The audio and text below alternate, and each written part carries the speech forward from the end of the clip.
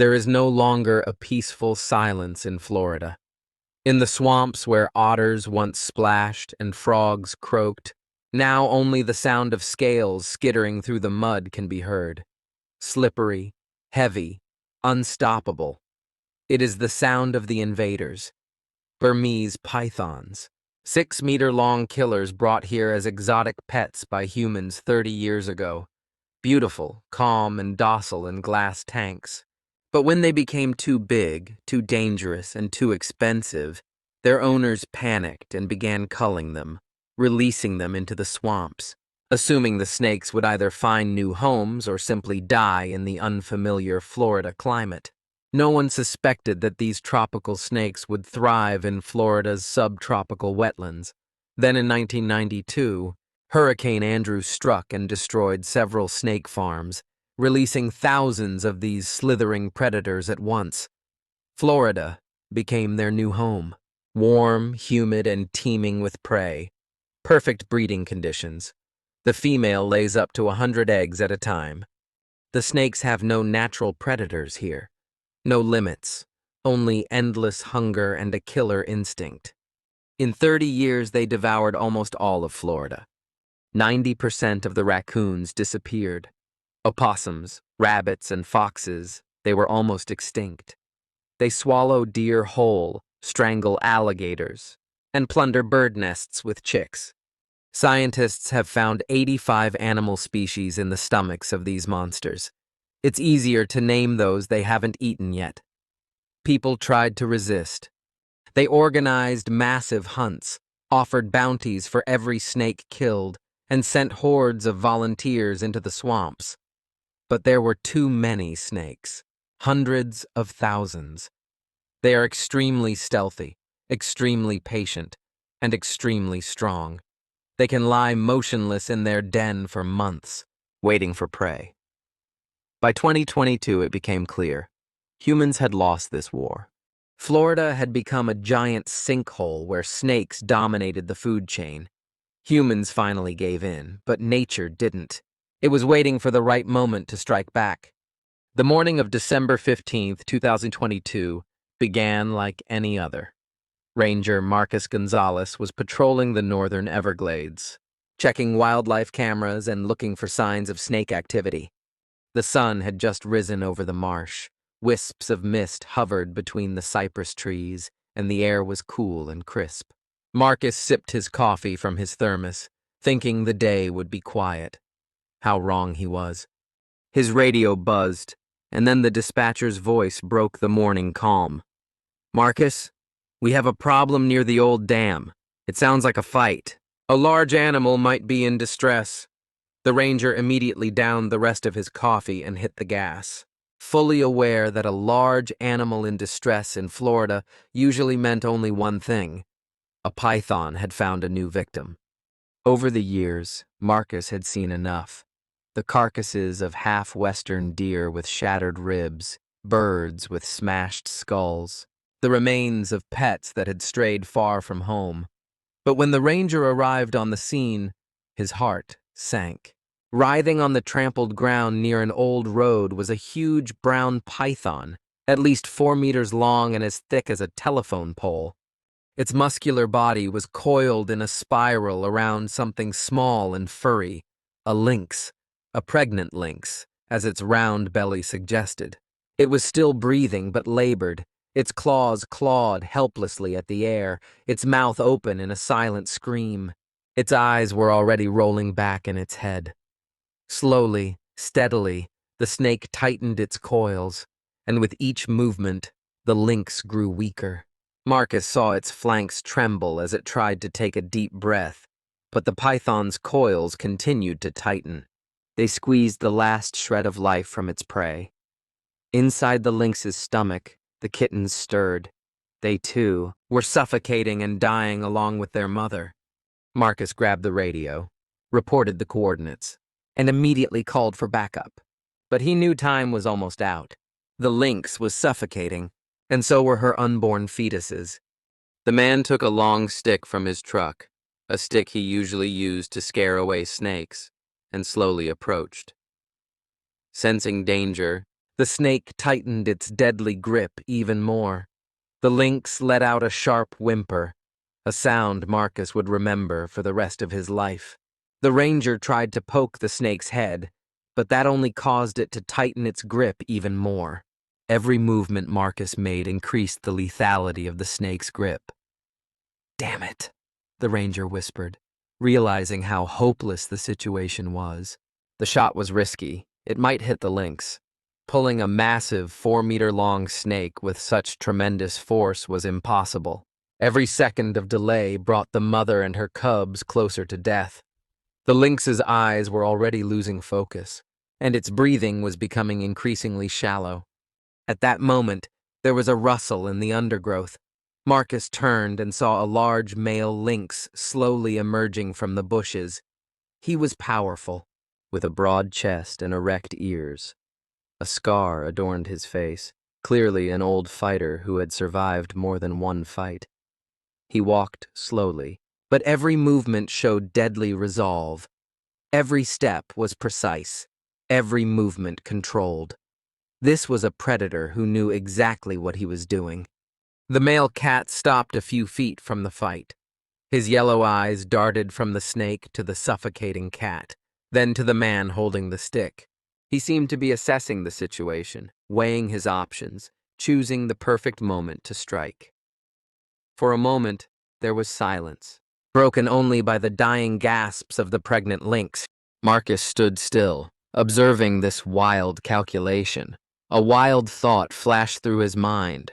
What if he gave this cat a chance? What if nature had its own ways, unknown to humans? "Come on, kid," he whispered. "Show this thing who's in charge." The male lynx advanced. The snake turned its head toward him, stuck out its forked tongue, and tried to assess the new threat. For a moment, everything froze. Marcus held his breath, knowing that this moment would decide not only the lynx's fate, but the fate of her unborn cubs.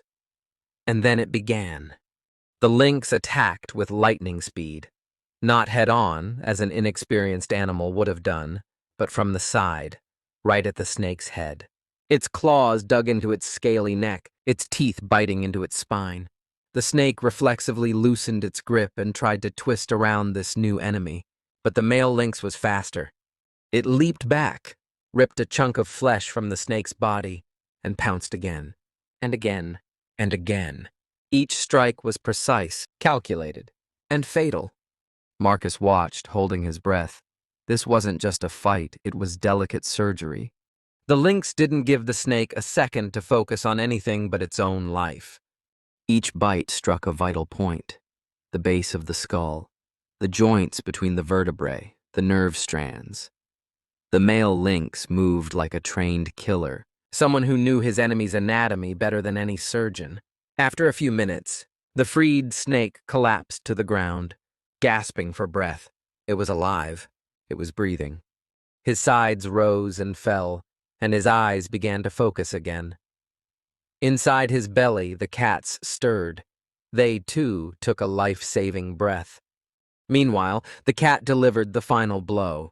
His jaws closed just behind the snake's head, and a loud crack of bone cracking filled the air. The 4-meter-long snake twitched several more times in spasms, then relaxed. The fight was over.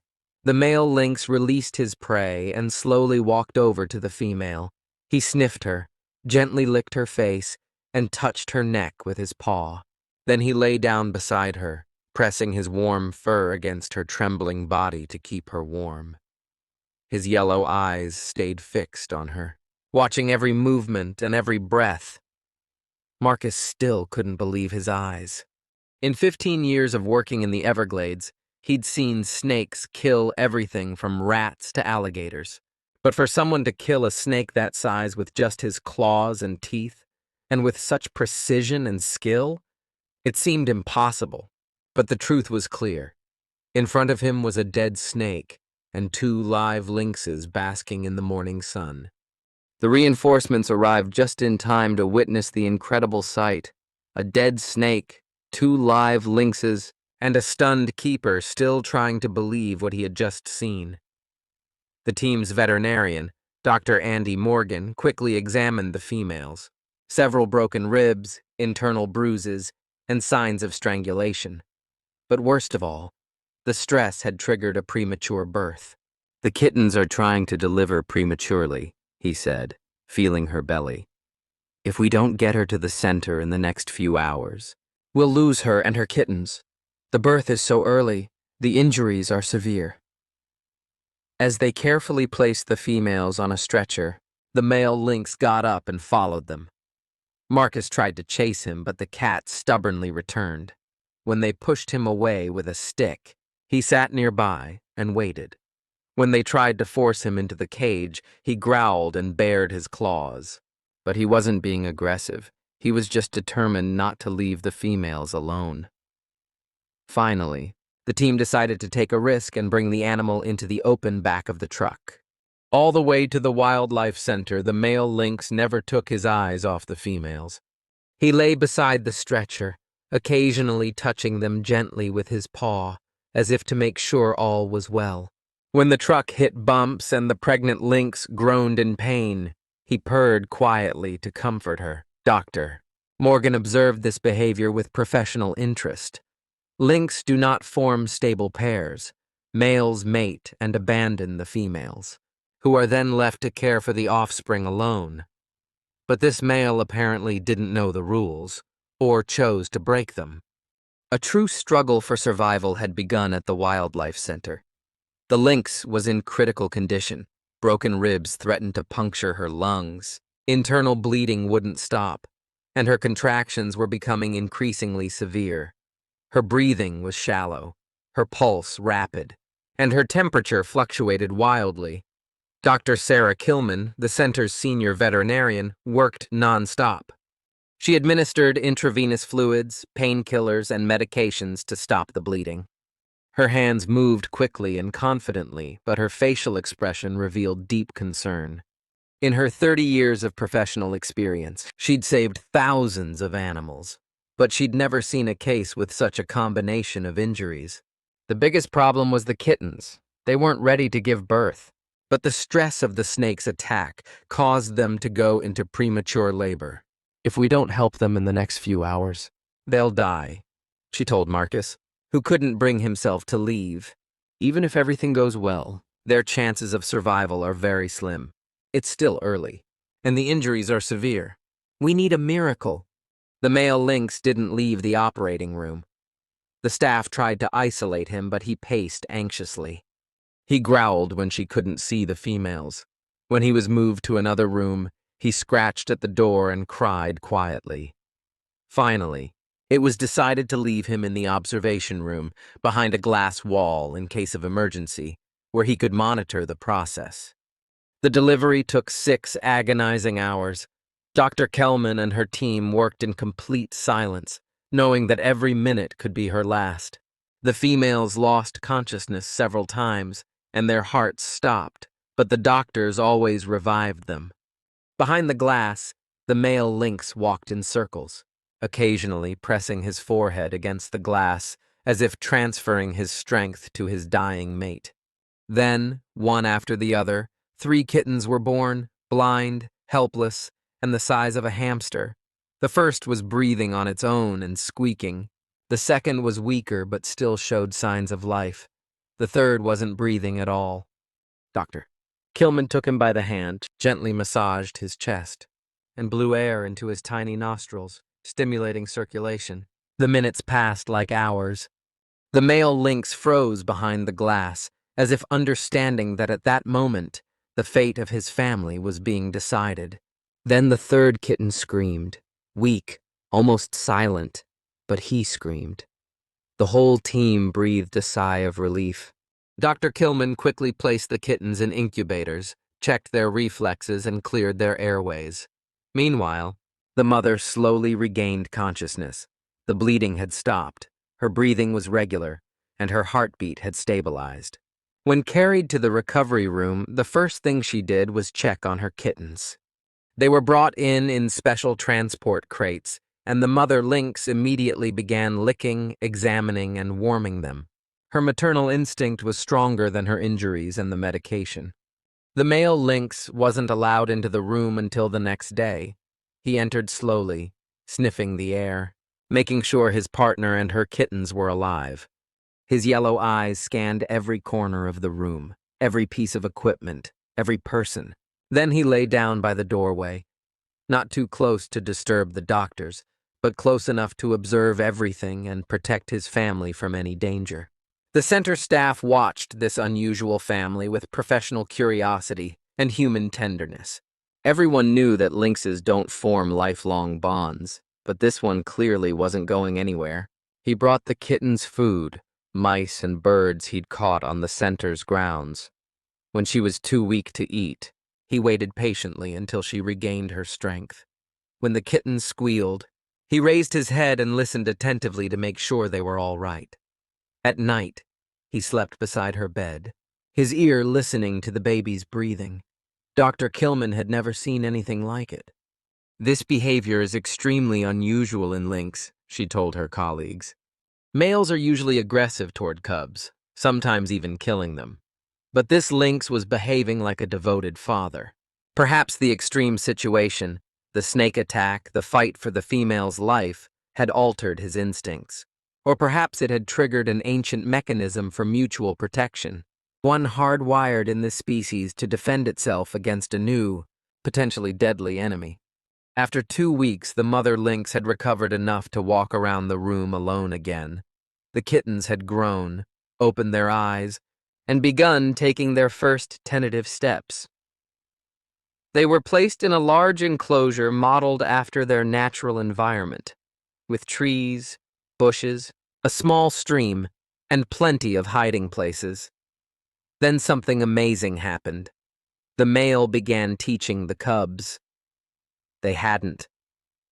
The usual maternal tasks, like licking or feeding, were taken over by the female. She taught them to detect danger, recognize scents, and understand warning signals. The first lesson came by accident. Center staff brought a piece of python skin into the enclosure for research purposes, wanting to see how the family would react to the scent of their new enemy. The reaction exceeded all expectations. The male immediately assumed a defensive posture, hissing and herding the pups to the farthest corner of the enclosure. His fur was shaggy, his ears flat and his tail puffed up. Then he cautiously approached the skin, sniffed it, bared his fangs, and let out a low, warning growl. The pups watched him with wide eyes, memorizing their father's every move. He gestured for them to come closer and let them sniff the skin, but under his close supervision, ready to protect them at any moment. He showed them how to sniff properly, how far away to keep, and how to identify a danger. "He's teaching them to fear the right things," said Dr. Killman, watching the surveillance camera. "He was showing them, this is the enemy. Remember this smell. Remember my reaction. This means death." The following weeks became a crash course in survival. The cat led the kittens through the cage, showing them the best ambush spots, teaching them to move silently, and demonstrating attack techniques using toy mice. Most importantly, he kept returning to the subject of snakes. He introduced them to the skins of different species, taught them to distinguish between scents, and showed them how to properly attack a long, writhing target. 3 months later, when the kittens were strong enough to hunt small prey, it was announced that the family was ready to be released into the wild. It was a deeply emotional moment for all the center staff. Dr. Killman gathered the team and solemnly announced, "We are not just releasing a family of lynx, but the first generation of snake fighters. What we have witnessed here is the beginning of behavioral development. These kittens will grow up knowing how to kill snakes, and they will pass this knowledge on to their young." The lynx family was released in the same area where the snake attack had occurred, albeit in a safer part of the reserve. They were fitted with GPS tracking collars, dozens of surveillance cameras were installed, and regular patrols were organized. Marcos Gonzalez personally accompanied the family to the release site, feeling a strange mixture of pride and apprehension. When the transport cage was opened, The male came out first, looked around, and sniffed the familiar scent of the jungle. Then he returned and appeared to call to the female. She came out carrying a kitten in her mouth. The male picked up the second kitten. The third, bravest, kitten went out on its own and began exploring the new environment. The family disappeared into the jungle, but not for long. The surveillance cameras immediately began recording their movements. During their first weeks of freedom, the family stayed together and explored the area. The female hunted her usual prey, rabbits, birds, and small rodents. The male prowled the edges of the area, marking his territory and chasing off other predators. Under the watchful eyes of their parents, the cubs explored their surroundings and gradually gained confidence. But a month later, surveillance cameras recorded something strange and unexpected. A male lynx sat motionless on the bank, watching something in the undergrowth. His posture was tense and focused, that of a hunter stalking his prey. The camera couldn't see what he was watching, but his body language made it clear he was chasing something large and dangerous. In the next picture, taken half an hour later, the male was holding something long and dark in his mouth, a small python, about a meter long, with its neck well bitten. At first, the biologist thought it was a coincidence. Perhaps the lynx had encountered an inexperienced snake and chosen easy prey. But a week later, another camera captured a similar scene, and then another week, and again. The male lynx was actively hunting snakes. He had studied their habits, memorized their habitats, and stalked them like a professional predator. The team of biologists led by Dr. Kelman began systematic observation. What they discovered changed their entire understanding of wild cat behavior. The male cat didn't kill snakes to eat them. He rarely ate snake meat. He systematically eliminated them as enemies, a threat to his family and territory. Not only that, but he also passed this knowledge on to his offspring. The first documented lesson occurred in August 2023. A wildlife camera recorded the male leading his two kittens to an abandoned snake nest. The young lynx cautiously followed his father, sniffing and looking around, ready to attack at any moment. The male showed them a clutch of eggs, 23 white ovals from which new killers would hatch within a month. He let the kittens sniff, inspect, and memorize the scent of their future predators. Then he methodically destroyed each egg, one by one, piercing the shell and spilling the contents onto the ground. The cubs watched, memorized, and learned. The lesson was unmistakable.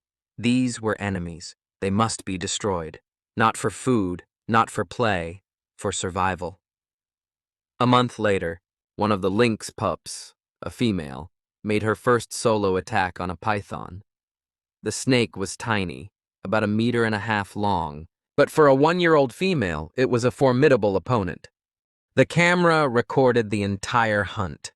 The lynx pup stalked the snake for about an hour, waiting for the moment when it was most vulnerable. The snake was basking after a cold night, slow and sleepy. The lynx used the precise tactic her father had taught her. Quick sideways attacks aimed at the base of the head, preventing the snake from wrapping itself around her. The snake was killed cleanly and professionally. The lynx pup made no mistakes and suffered no injuries. Her father watched from afar, ready to intervene, but he didn't need to. His apprentice had exceeded all expectations. By the end of 2023, the lynx family had become an effective snake hunting team. The female and male worked together, one distracting the snake from the front, while the other attacks from behind.